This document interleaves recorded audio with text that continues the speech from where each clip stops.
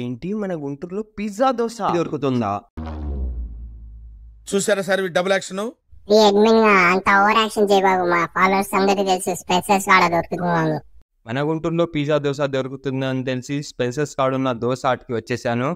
ఒక pizza dosa order చెప్పేశాను. అలాగే నాకు ఎండిపోయిన చపాతీ మీద పాసిపోయిన కూరగాయలు లాంటి వేసి ఆ స్పెషల్ గా టూత్ పేస్ట్ రాసి మరి తీసుకొస్తారు చూడండి. మొత్తం చెత్తకోపలా తయారు చేస్తారు. చూడగానే మురికి కోసం వచ్చేస్తుంటారా? అదేరా ఈ మధ్యన ఫోన్ చేస్తే స్కూటర్ మీద ఇంటికి తీసుకొచ్చి మరి ఇచ్చేస్తున్నారు చూడు. దాని పేరేంట్రా? పిజ్జా. దాని ఇది చాలా కలర్ఫుల్ గా ఉంది బ్రో. అండ్ టేస్ట్ కూడా డీసెంట్ గా బాగుంది. కాకపోతే దీని కాస్ట్ 140. కాస్త ఎక్స్పెన్సివ్ ఇది. నీతో పాటు టేస్ట్ చేసిన ఒక విషయం అర్థమైంది బ్రో. మనం పప్పులు కాదు చట్నీలో కాలేసాం. ఏంటి బాబా అన్న ఇంకోసారి అన్న? మనం పప్పులు కాదు చట్నీలో కాలేసాం. 2 చట్నీలు అంత టేస్ట్ ఏం లేదు.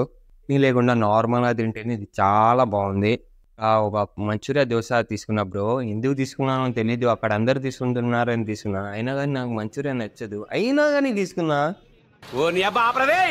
మంచూరియా దోశ కూడా same process bro. Pizza dosa లానే సేమ్ అంటాడు. కాకపోతే మధ్యలో కాస్త మంచూరియా వేసి దంచాడు. నార్మల్గా నాకు మంచూరియా అంటే నచ్చదు బ్రో. ఇంకా దాంట్లోనే మంచూరియా దోశ తీసుకున్నా. ఇంకా దీని టేస్ట్ నేను చెప్పాలంటే ఏం చెప్తాను చెప్పు. నాకు నచ్చాలా నీకేందుకు అనిపిస్తున్నా నాకు సంబంధం లేదు. అది ఏముంది